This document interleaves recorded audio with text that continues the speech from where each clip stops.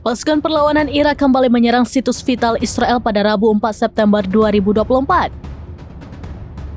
Dalam operasinya, perlawanan Irak menembakkan sejumlah drone ke pelabuhan Haifa. Akibat serangan tersebut, pasukan pertahanan Israel atau IDF kelabakan.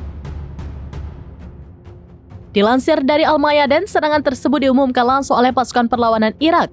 Dalam laporannya dijelaskan bahwa serangan ke pelabuhan Haifa itu merupakan pembalasan atas pembantaian yang dilakukan Zionis terhadap rakyat Palestina di jalur Gaza. Namun sayangnya, perlawanan Islam Irak tidak mengungkapkan total kerugian dan korban jiwa dalam insiden tersebut. Diketahui sebelum menyerang pelabuhan Haifa, Irak juga telah menyerang pembangkit listrik Israel dengan drone bunuh diri. Perlawanan Irak mengklaim serangan tersebut tepat sasaran dan mengakibatkan wilayah Israel gelap gulita.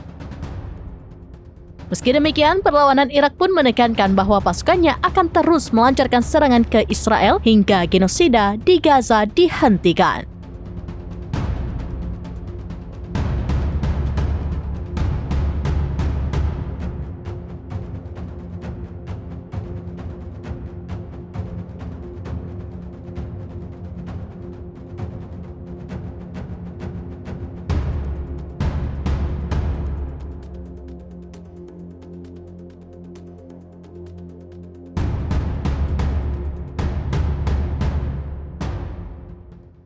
Download Tribun X sekarang, menghadirkan lokal menjadi Indonesia.